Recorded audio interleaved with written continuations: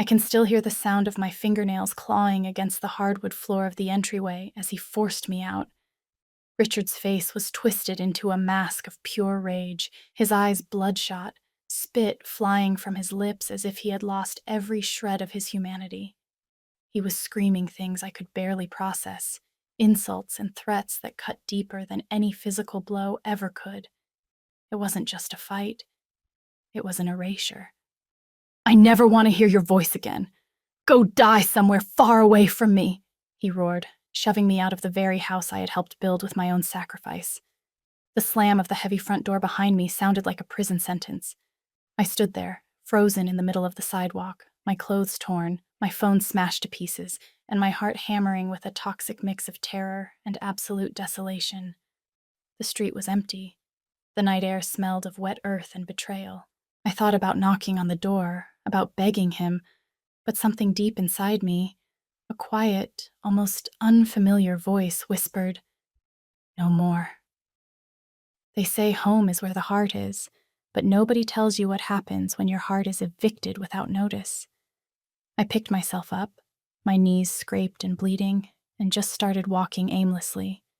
I had no money, no ID, nothing but the wedding ring that still glittered on my finger, a symbol of a promise that had long since turned into a lie. I had endured insults, disdain, and weaponized silence for 40 years. Richard was always one of those men who confused authority with cruelty. I met him when I was young, naive, with eyes full of love and plans for the future. He was charismatic, intelligent, the owner of a small but thriving company. At first, he treated me like a jewel, then like a pet, and over the years, like a piece of furniture that was just in the way. Sometimes he would speak to me with a feigned sweetness, only to punish me later with his cold indifference. Other times, the rage would possess him without reason. I thought I could save him, that love healed all wounds, but I learned the hard way that love cannot cure what power has sickened. But before we continue, I have a special invitation for you. Please subscribe to the channel and hit that like button. It really helps me know that you support me and enjoy these stories. And tell me down below in the comments, what city are you watching from? Now let's continue. That night, I walked for over an hour until I reached the Greyhound bus station. The neon lights flickered overhead as if the world was mocking me. I sat on a bench, hugging my arms around myself, feeling the cold seep through my skin and into my memories. A woman from the cleaning service approached me. "Are you okay, ma'am?" she asked. I nodded, but my voice wouldn't work. She offered me a bottle of water and a compassionate look. "There's a boarding house nearby. It's cheap. Ask for Mrs. Higgins. Tell her Sarah sent you." I followed her advice. I walked to a narrow side street where the streetlights were dim and the silence felt thick. The boarding house was an old building with cracked walls and the smell of reheated soup. The owner, a sturdy and kind woman, gave me a room without asking any questions. "Pay me when you can, honey," she said. "We're all running from something here."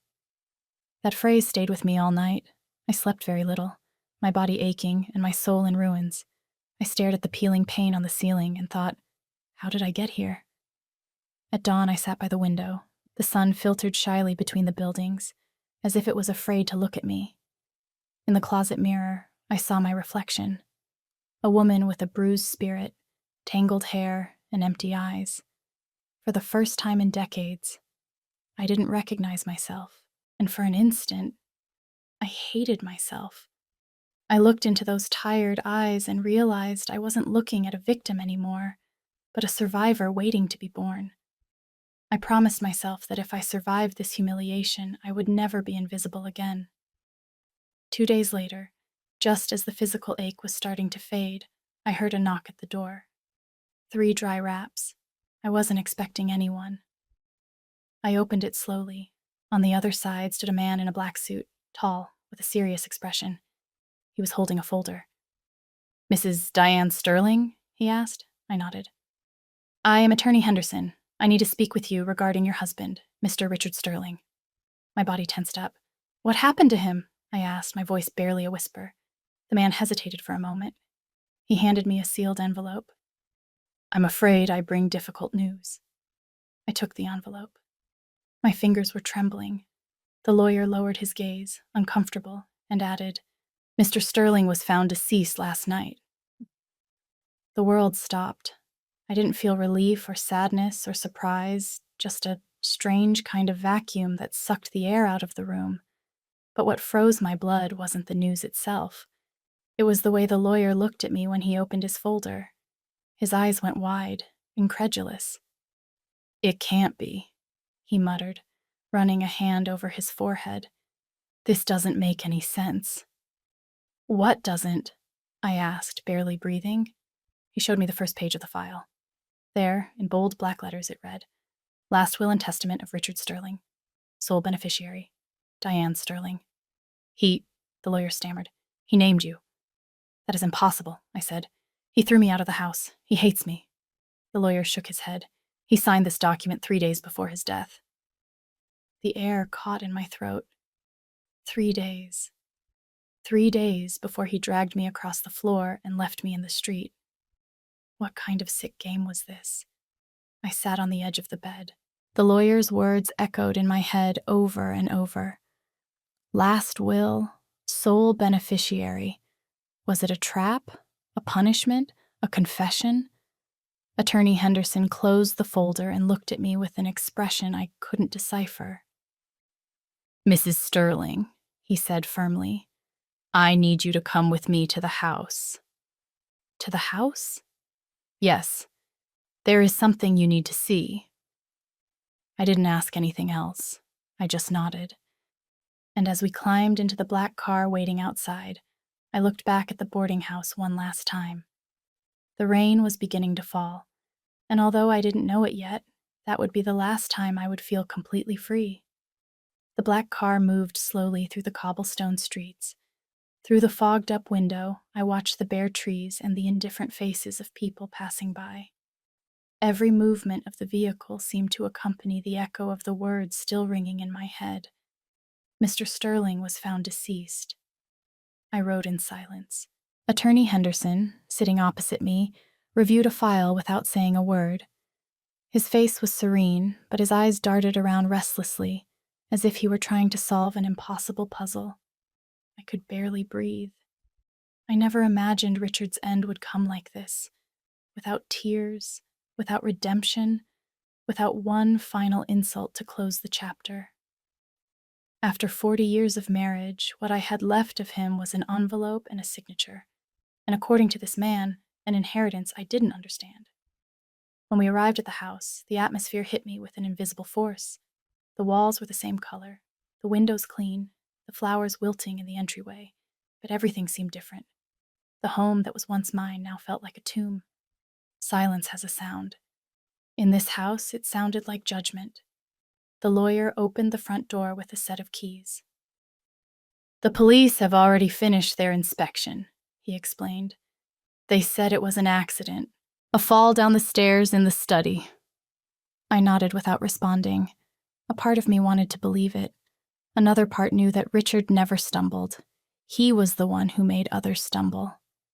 The lawyer led me to the study. On the heavy oak desk sat a locked box, a thick folder, and a folded letter.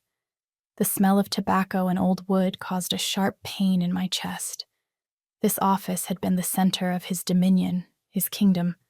Entering it without his presence felt like invading a ghost's territory. "All of this was here when they found the body," Henderson said. "The police released it as part of the deceased's personal effects."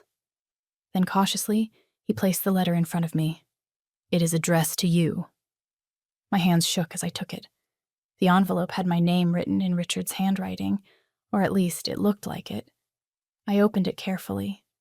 The paper smelled of smoke and cologne, as if someone had tried to mask a scent. The letter read, "Diane, if you are reading this, it means I am gone. I don't know if you will ever be able to forgive me. Maybe I don't deserve it, but I want you to know that, despite everything I did to you, there is something I cannot leave unresolved.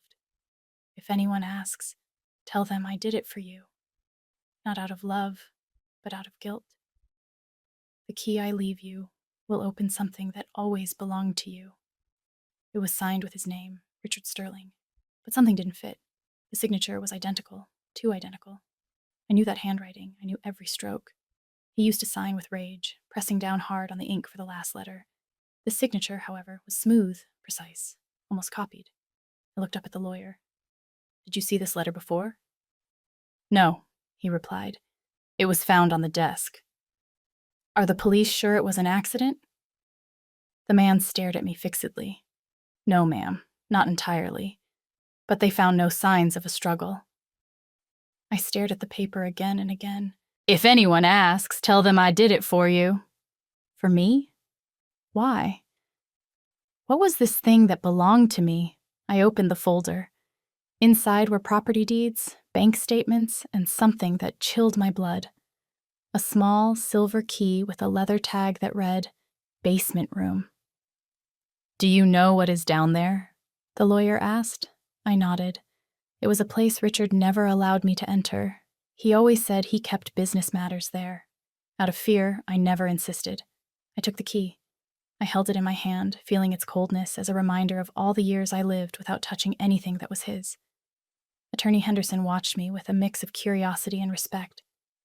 "I must tell you something else, Mrs. Sterling," he added in a low voice. "What is it?"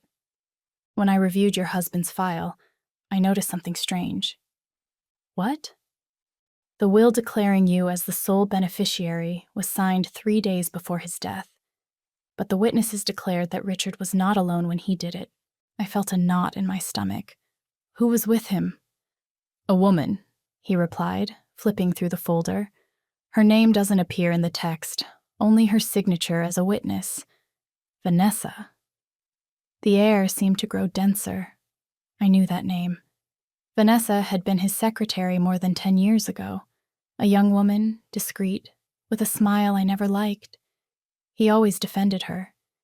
He said she was efficient, loyal, necessary for the business. "Are you sure?" I asked. "Totally. I checked the signature twice." The lawyer gathered the papers and looked at me prudently. "I recommend you get some rest, Mrs. Sterling. Don't make hasty decisions." But I had already decided. "I want to see the basement," I told him. "Now?" "Yes." We went down together. The door was at the end of the hallway, behind the dining room. The bolt was rusted, as if it hadn't been opened in years. The key turned with difficulty, and a smell of dampness and dust escaped all at once. The basement was almost empty. Stacked boxes, a hanging bulb, an old table covered by a tarp. I walked over. Under the cloth was a safe embedded in the wall. The lawyer helped me open it. Inside were folders, photographs, and envelopes with company names. But what really made me tremble wasn't the documents. It was a photograph that fell to the floor. It was Richard, and next to him, Vanessa.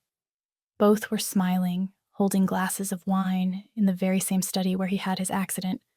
On the back of the photo, a phrase was written in red ink. "Until death unites us, my love." The lawyer looked up. "This changes everything, Mrs. Sterling." "Does it?" I replied, my voice breaking. "It changes absolutely everything." I stood there staring at that photo as if it contained the answer to all the wasted years of my life. Richard had destroyed me over and over again, but even in death, he was still wrapping me in his web of lies.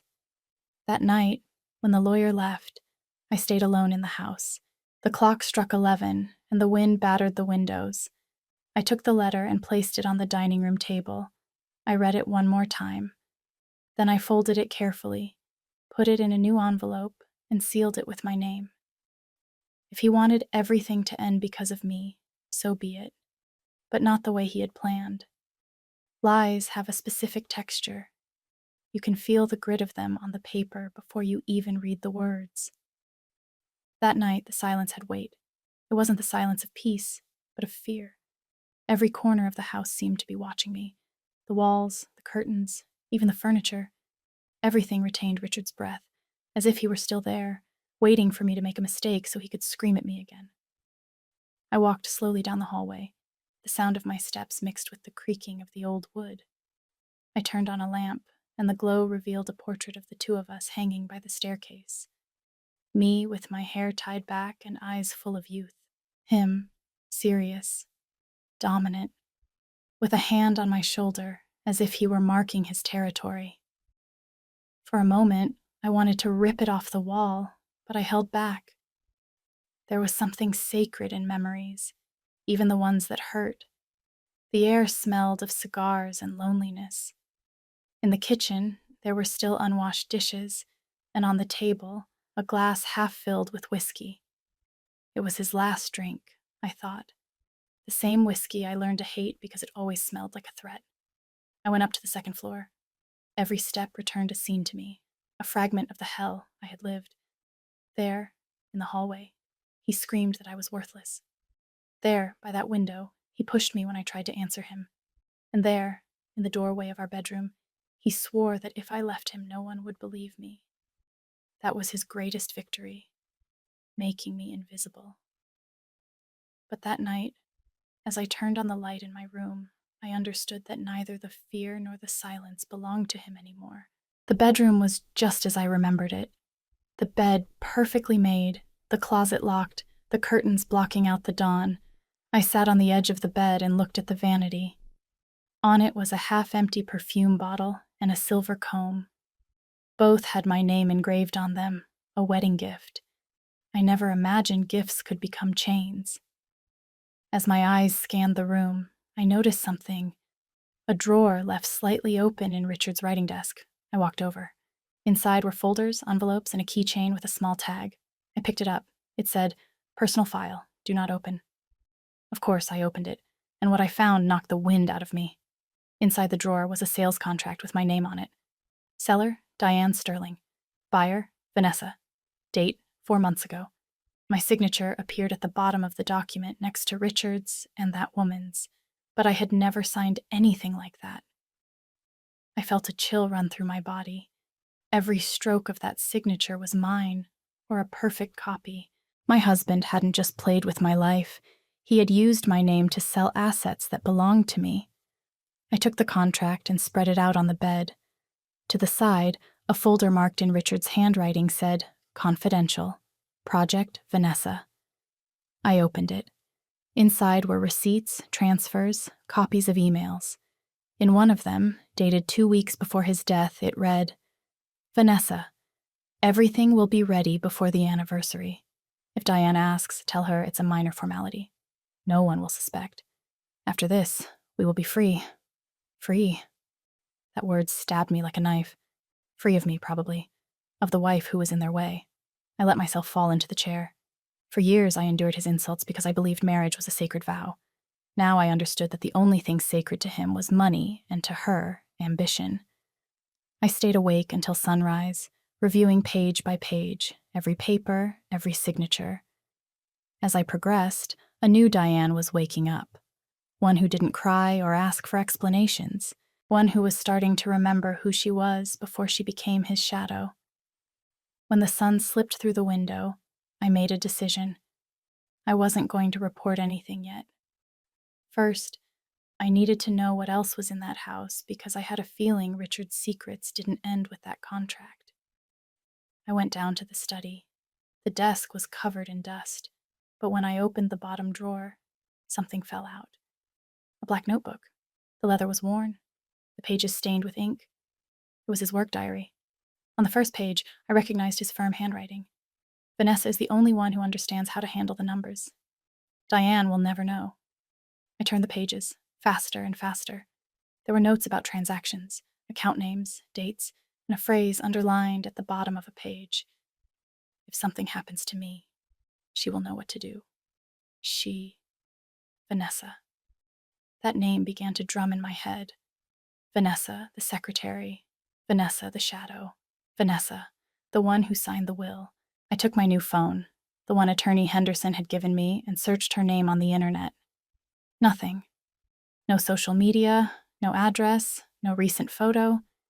It was as if she had vanished from the map. And then I remembered something. In the letter Richard left, there was a phrase I hadn't fully understood. "The key will open something that always belonged to you." I went up to the attic. I opened the old trunk of my things, the only space where he never put his hands. And there, wrapped in a blanket, I found a picture frame. It was the first image from our wedding, but behind the frame, taped down, There was a small slot. Inside, a USB drive. I stared at it with a knot in my stomach. Was this what always belonged to me? Or was it another one of his traps? I didn't know. I just put it in my pocket and turned off the lights. The house plunged back into silence. But this time, the silence didn't scare me. The silence was talking to me. They say the past always finds a way to knock on your door, even if you change houses, skin, or names. And when that door opens, there is no turning back. That morning, I understood it completely. I spent almost the entire night looking at that USB drive without daring to plug it in. I had it on the table, next to the cold coffee, as if it were a piece of my own history demanding attention. Outside, it was raining, and every clap of thunder seemed to mark the rhythm of my breathing. Finally, I gathered the courage. I turned on Richard's computer, the same one he forbade me to touch, and plugged in the drive. The screen flickered. A folder appeared with a single name, Project LR. I opened the main file. It was a list of bank transfers with dates, amounts, and names of unknown shell companies. But in all of them, there was a match. The money ended up in an account registered to Vanessa. My heart was pounding. I moved to the next folder. The emails were there. In one of them, dated just a week before his death, Richard wrote, "Vanessa, we will do it as agreed. Diane suspects nothing. After the closing, we will travel to the Cayman Islands. Everything will be yours, and what's left over, mine." I felt a mixture of disgust and relief. Finally, I had proof that my suspicions weren't simply the delusions of a hurt wife. My husband didn't just betray me. He robbed me, and she was his accomplice. I spent the next few hours reading the messages one by one. There were plans for tax evasion, purchases of fake land, even transfers to offshore havens. But among all the fraud, I found something more disturbing. An email with no sender, with the subject line, "Warning. If you stay with her, you're going to sink. You know what she is capable of. She's done it before." It didn't say who sent it or what they meant by "she's done it before." But that phrase gave me chills. What were they talking about? Was there another victim before me? I decided to seek answers outside the house. I went to the old office where Richard had his company. The building was closed, abandoned, the windows covered in dust, the signs fallen, the echo of failure permeating the air. I knocked on the door of the business next door, a small auto parts shop. The owner, an older man with grease-stained hands, looked at me in surprise. "Are you Don Richard's wife?" he asked. I nodded. His face changed. "I didn't think you'd come back around here." "I need information," I said. "Do you know a woman named Vanessa? She worked with my husband?" The man let out a bitter laugh. "Know her, of course. Hard to forget her. She was the one who really ran things here." His words froze me. "She ran things?" "Yes, ma'am. Ever since your husband got sick, she handled everything. She said you didn't care about the business, that you only wanted money, and he obeyed her, although sometimes he looked scared." I stayed silent. My heart weighed like a stone. Scared? Why? One night I lowered the blinds. I heard him arguing with her. She was saying something about keeping his mouth closed or paying the consequences. I never saw him calm after that. I returned home with a bitter feeling. Vanessa hadn't just been his mistress. She controlled him. She manipulated him with something, with a secret he couldn't afford to reveal. And if that was true, then his death hadn't been a coincidence. I went back to review the papers from the basement. Among them, I found a life insurance policy. The beneficiary was, of course, Richard.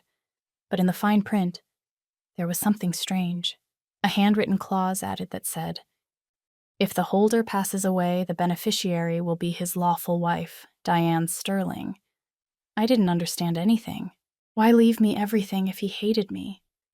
Why change the will and keep that clause if he planned to run away with another woman? The answer was as absurd as it was painful. Maybe he regretted it. That night I dreamed of him, of his voice, of his shadow. I saw him sitting at his desk writing a letter.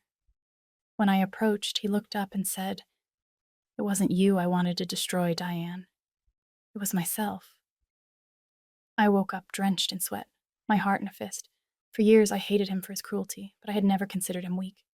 That word, weakness, wasn't part of his world. And yet, there it was, floating over everything around me. I decided to visit Attorney Henderson again. I told him about the email, the contract, and the flash drive. His expression turned grave. "Mrs. Sterling," he said, "what you are describing could mean your husband was being extorted." "By Vanessa? Possibly. If he changed the will, perhaps it was an attempt to protect you." I felt a lump in my throat. Protect me? After everything he did to me? I didn't want to believe it, but I couldn't ignore the evidence either. The lawyer opened a file. "There is something else," he continued. "The police haven't closed the case yet. They found female fingerprints on the staircase where your husband fell, but they weren't yours." The air escaped my chest. "Vanessa?" "We don't know, but we don't have another candidate." I returned home more confused than ever. The past had ceased to be a fixed story.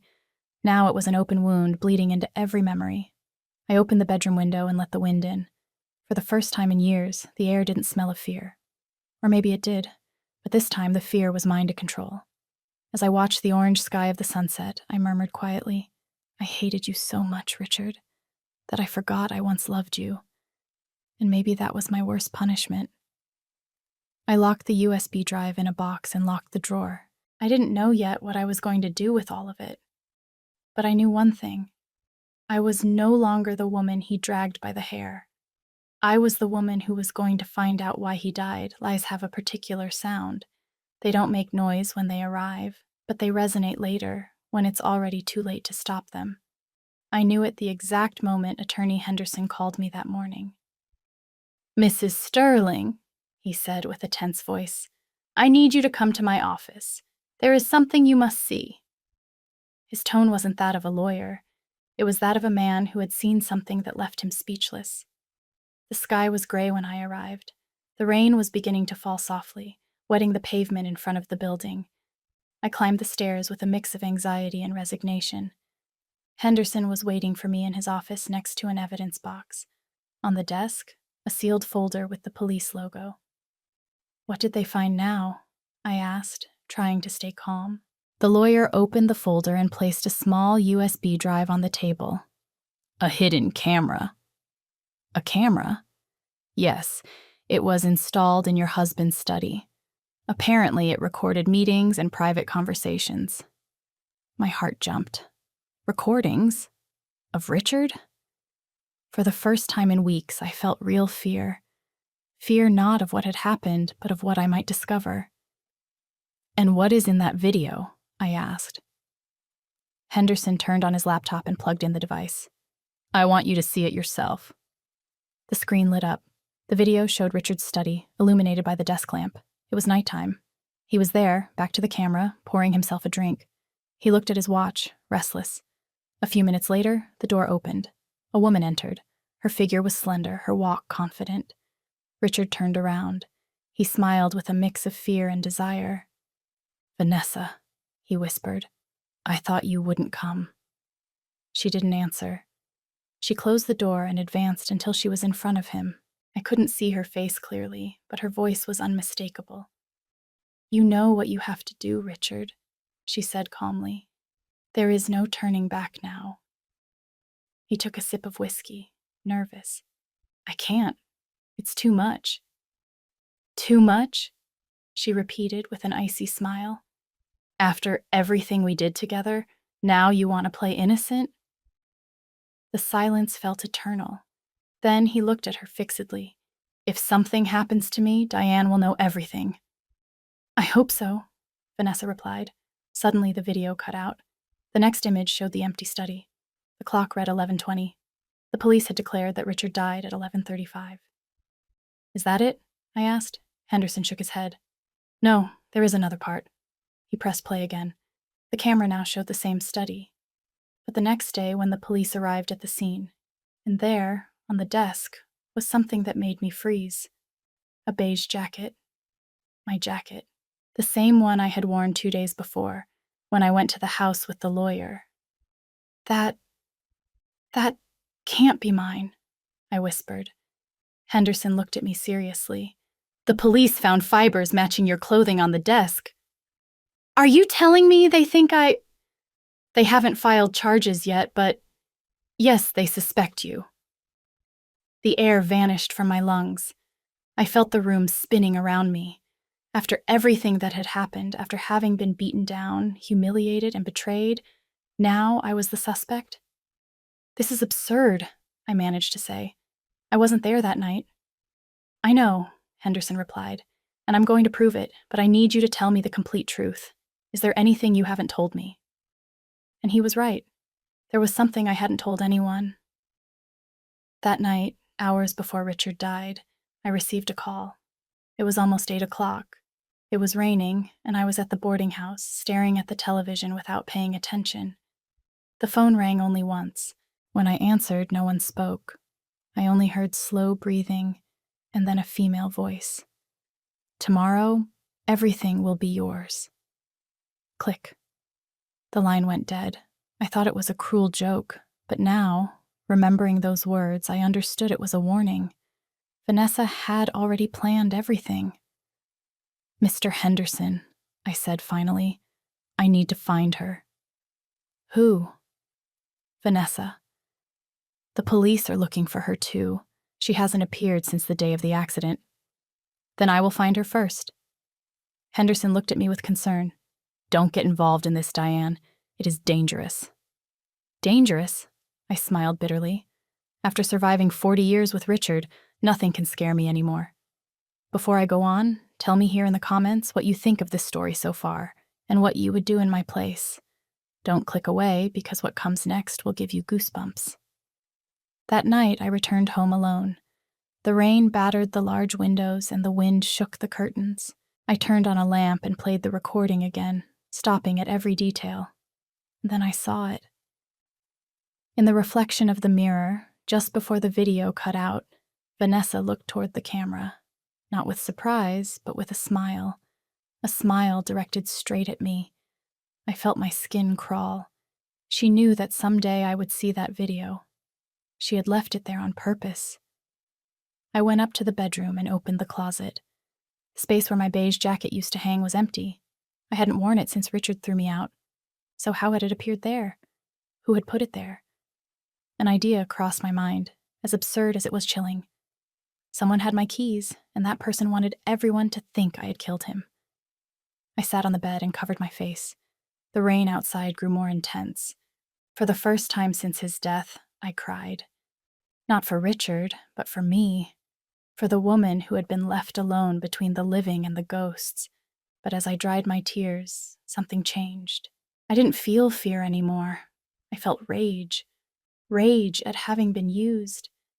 And a certainty began to take shape in my mind. If Vanessa thought she could bury me with her lies, she was about to discover what a wounded woman is capable of doing. I slept poorly.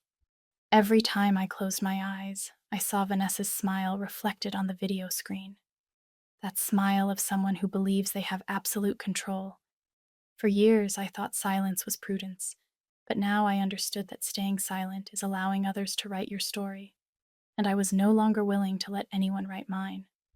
The next morning, I dressed in dark clothes, tied back my hair, and left without telling anyone. I knew Henderson had warned me not to get involved, but warnings arrive too late when fear stops being useful. My first step was to return to the place where it all began. Richard's company. The building was still closed, but a sign still hung on the door that read Sterling Offices, Inc. I forced the lock with an old key I still kept on my key ring. The screech of the metal sounded like a lament. Inside, dust covered every desk. The calendars still marked last year, and the air smelled of abandonment. I walked slowly to the main office. On the table were yellowing folders, a mug with dried coffee dregs, and a disconnected landline. I sat in the swivel chair, the same one he sat in every night, and tried to imagine him. What was he looking for? What had driven him so far? Power, guilt, or maybe the fear of losing it all? I opened the drawers. Among worthless papers, I found a sealed envelope with the letterhead of a foreign bank. Inside was a letter addressed to Richard, signed by Attorney Henderson. My hands began to tremble. Richard, what you are asking is risky. If Vanessa finds out the money is in your wife's name, she will sink us all. I will do my part, but you know what that implies. The air turned thick.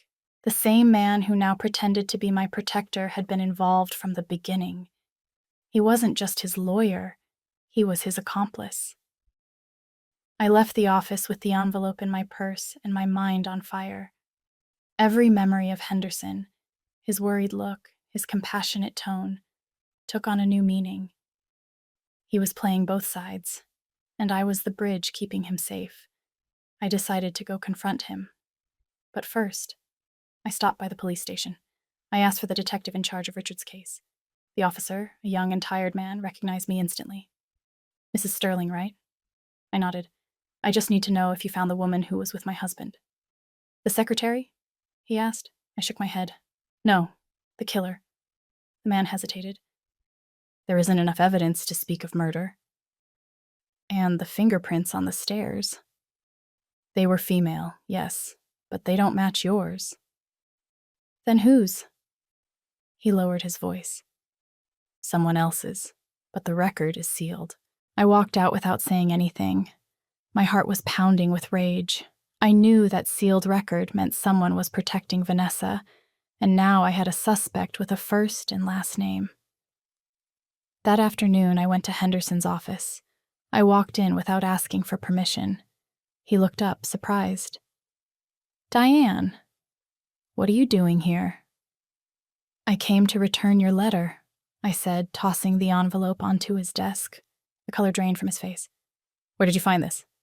In my husband's company, among his things. He stayed silent. I can explain. No, you can't, I replied calmly. The only thing you can do now is tell me where Vanessa is. The lawyer took a deep breath. I don't know where she is. You're lying. Diane, she is dangerous. And you aren't?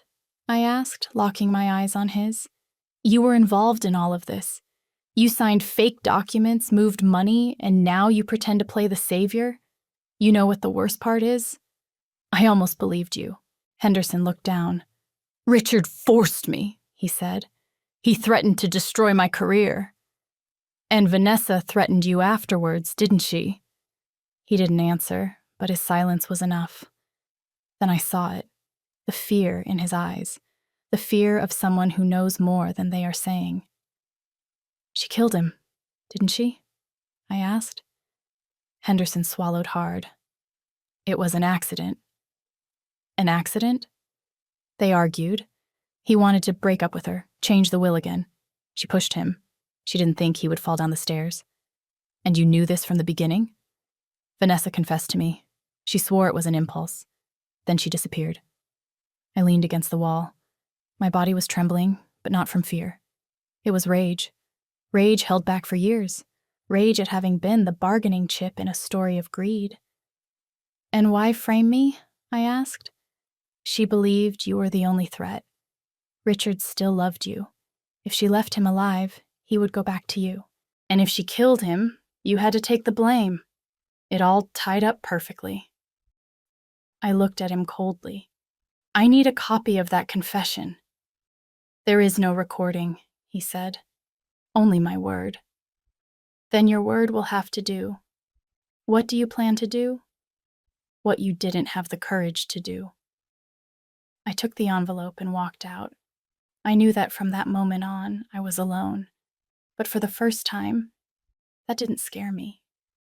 There is a specific kind of bravery that only comes when you have absolutely nothing left to lose. Back at home, I opened the drawer where I kept the USB drive. I turned on the computer and reviewed the videos again. I paused the image on the reflection in the mirror, and there, behind Vanessa, I saw something I had missed before, a gold frame with a photograph. I zoomed in. My heart stopped for an instant. In the photo were Richard, Vanessa, and Attorney Henderson, the three of them smiling, raising glasses of champagne. The title engraved on the frame read, Partners 2018, Project Mirasol. They hadn't just betrayed me personally. They had built a web of corruption behind my back, together. I closed the computer. I turned off the lights and walked to the mirror. I observed myself carefully. I was no longer the trembling woman apologizing for existing. I was a woman who had lost love, home, and innocence, but had gained something much more powerful: clarity. And clarity, when mixed with pain, becomes fire. Now it's my turn, I murmured. The reflection in the mirror returned a different smile, one that Vanessa would recognize very soon. I never imagined I would hear his voice again after so many years. Andrew, my son, the same one who left in his 20s, tired of his father's shouting and my silence. The last time I saw him was at an airport, with a backpack on his back and a resentment I had helped build. "When you want to save yourself, Mom, let me know," he told me then. I didn't answer him. I just cried in silence, as I always did. But that afternoon, while I was reviewing Richard's papers and the proof of his corruption, the doorbell rang. 3 knocks, firm and sure. I opened the door, and there he was, my son, his hair prematurely graying, his face hardened, eyes identical to mine. "Hi, Mom." I didn't know what to say. I just hugged him. And although he stood motionless at first, I felt a crack in my chest begin to close. He walked in with slow steps, looking at everything around him. The house was familiar to him, but charged with ghosts. "Smells the same," he said with a sad smile, "like old wood and lies." "Not everything was a lie," I replied quietly. "No?" he asked. "You told me Dad was crazy, that you pretended to be a victim to manipulate him. And you believed him." "He was my father, Mom." I felt something inside me break. "And what brought you back?" I asked. "A phone call." "From whom?" "A lawyer, a guy named Henderson." My body tensed. "What did he tell you? That Dad had died, and that you were involved?"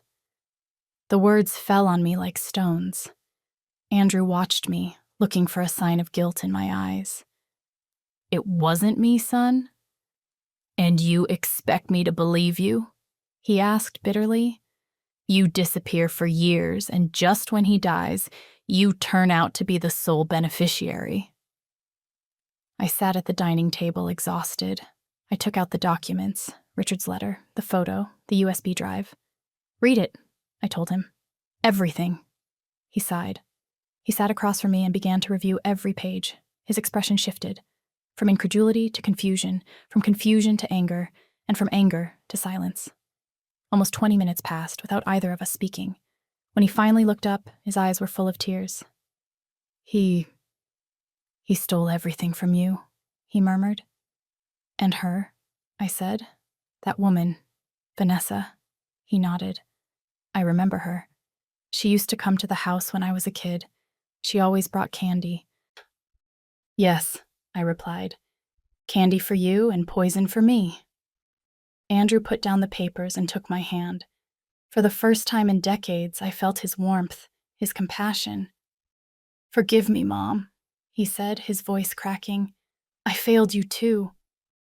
"No," I whispered. "You didn't fail me.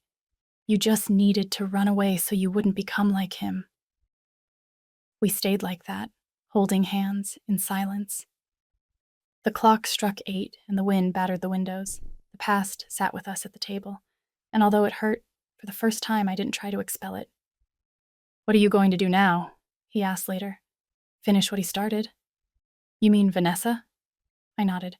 "Yes, she is still free, and she won't stop." "Why not let the police handle it?" I smiled bitterly. "Because the police don't know what it is to live in fear. They don't know what it is to sleep next to your executioner and pretend everything is fine." Andrew looked down. "I don't want to lose you again." "You won't lose me," I said, lifting my chin. "I was lost for 40 years. Now I've found myself." We spent the rest of the night going over the documents together. Andrew, with his analytical engineer's mind, started connecting names and numbers. He discovered that one of the shell companies Richard transferred money to was still active. It was called Mirasol Investments, and the legal representative, Liam E. Henderson. We looked at each other in silence. Everything fit. Henderson, Vanessa, Richard. A triad of greed that had ended in death. Only one remained to fall. Andrew gritted his teeth. "If that man used you, he has to pay." "He will pay," I said calmly. How? Before leaving, Andrew stopped at the door. Do you remember what you told me when I was a kid? When Dad punished me for breaking his watch, you hugged me and said, "Time puts everything in its place." I nodded. And it is doing just that, son. He smiled at me. Then let me help you. I hugged him again, this time tightly. I had waited a lifetime to feel this peace. And although I knew the road ahead was dangerous, I also knew I wasn't going to walk it alone. That night, when I was alone, I lit a candle in front of Richard's photograph. The fire illuminated his face. You never asked me for forgiveness, I told him, but you left me the tools to do it your way.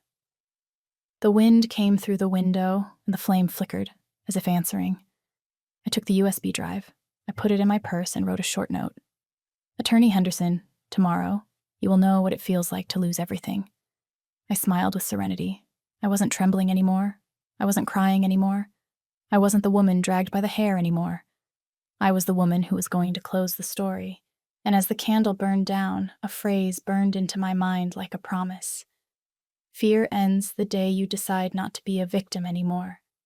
Some silences smell like goodbye. That morning, as I made coffee, I knew it was the day. Not because I planned it, but because I felt it.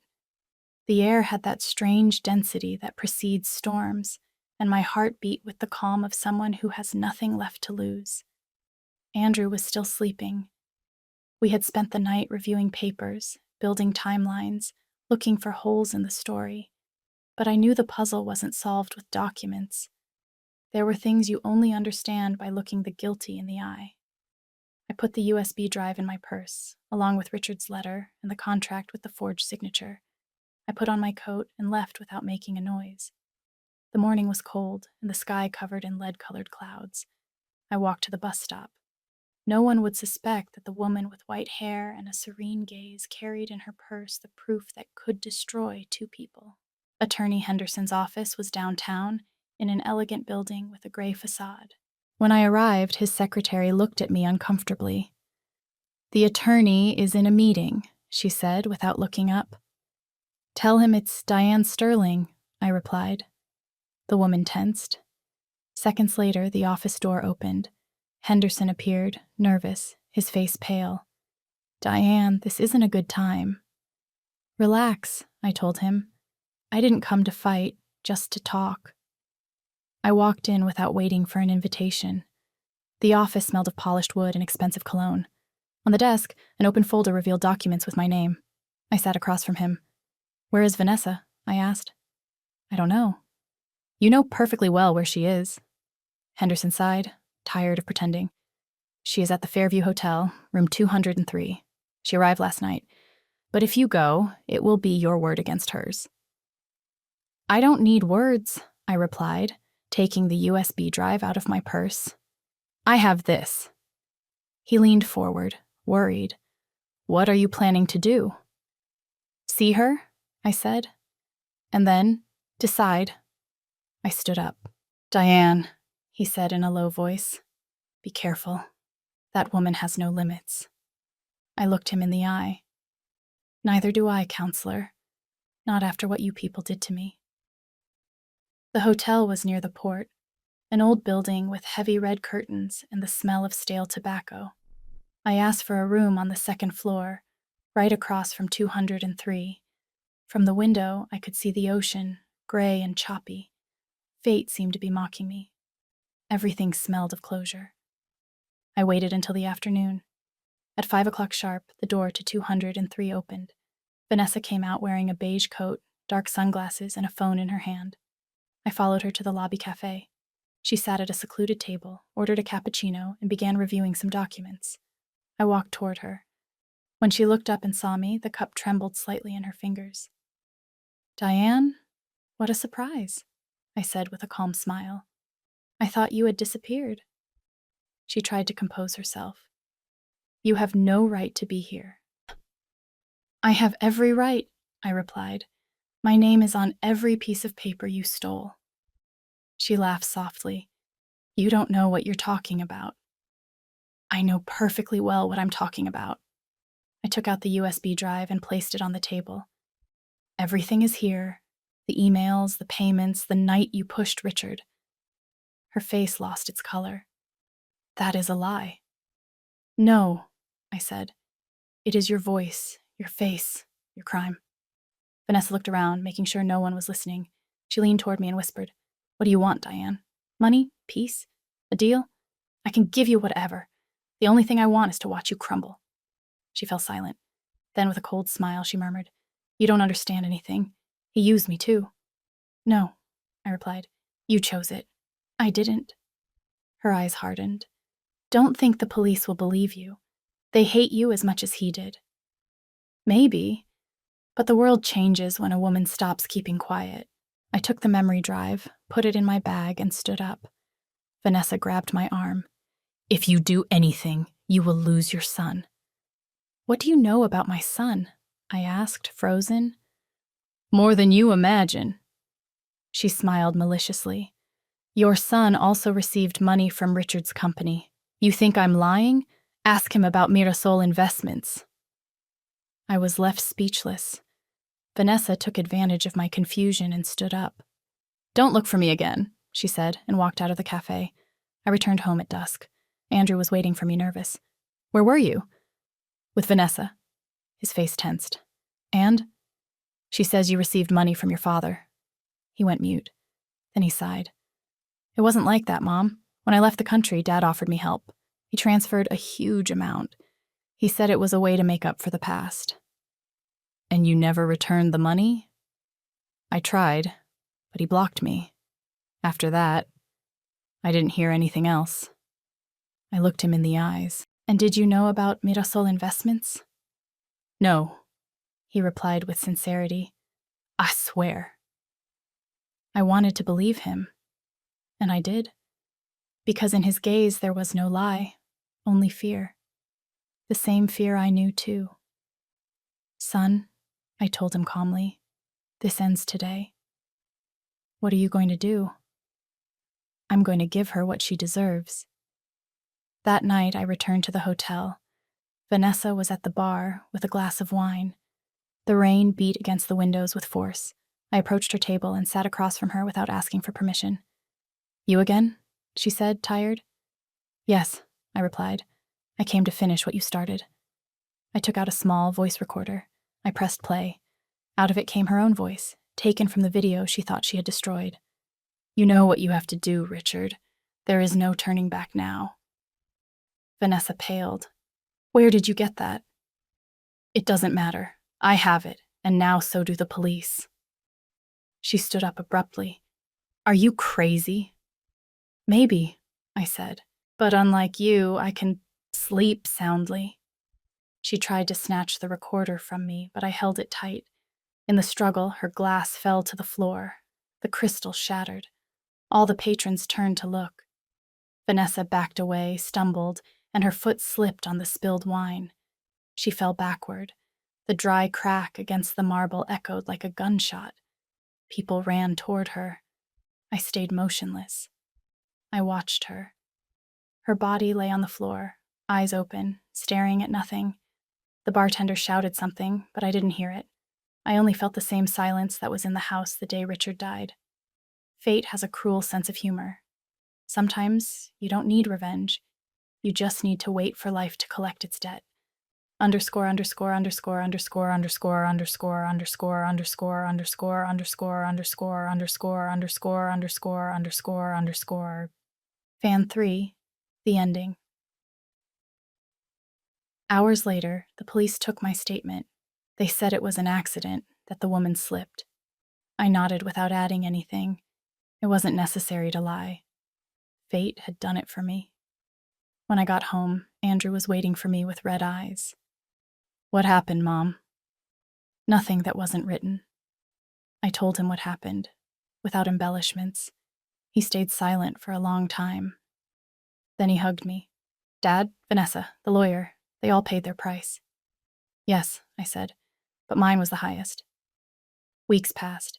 The case was officially closed. Henderson lost his license and disappeared from the country. I sold the house and moved to a small place facing the ocean. I wasn't looking for luxury or redemption, just silence. kind of silence that doesn't weigh you down, but heals. Every morning I walk along the shore, barefoot, and look at the horizon. Sometimes I think about Richard, not with hate, but with a mix of sadness and pity. In the end, his punishment was his own empty life, and mine was surviving him. Andrew visits me on weekends. He brings flowers, makes coffee, tells me about his work, little by little. The past is fading, like the sea foam that erases footprints in the sand. One afternoon, as the sun was setting, he took my hand and said, "I admire you, Mom." "Why?" "Because you didn't give up." I smiled. "No, son, I didn't give up. I just learned that love without respect isn't love. It's a sentence." That night, before sleeping, I opened my desk drawer. Inside, I kept the USB drive, Richard's letter, and an old photograph. Him, me, and Andrew, in happy times. I lit a candle and watched the flame dance. "It is done," I whispered. "It's all over." The flame bowed with the wind, and for an instant I thought I heard a voice, not Richard's nor Vanessa's, but mine, the voice of the woman who had reclaimed her life. I looked in the mirror. I didn't see a victim anymore. I saw a survivor. And in my eyes, finally, there was peace. For 40 years, I was the shadow of a man. Today, finally, I became my own light. I blew out the candle. The silence embraced me like an old friend, and I knew, with absolute certainty, that the greatest revenge was to keep living. Peace isn't given to you.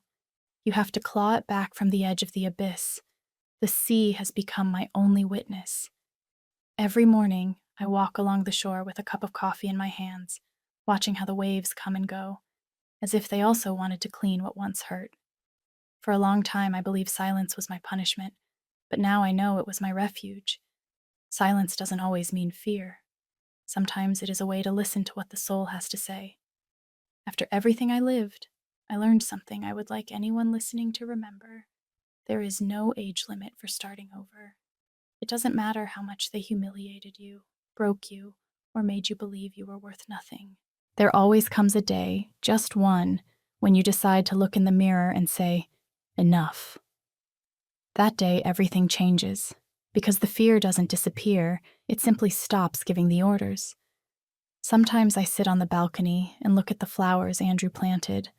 I water them, I talk to them, and I realize that I too have bloomed again. The pain doesn't dominate me anymore. Now it just visits me, like an old acquaintance who sits down to chat for a while and leaves without making a noise. I have forgiven, not for them, but for me. Because living clinging to hate is continuing to carry the chains of those who hurt you, and I have carried too much already.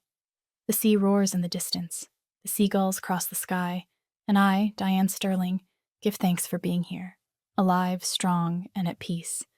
Because my story doesn't end with revenge, but with freedom. Before I say goodbye, I want to ask you something very special. Subscribe to the channel and leave a like if this story touched your heart. That way I'll know you're there, accompanying me, and that my words aren't lost in the wind.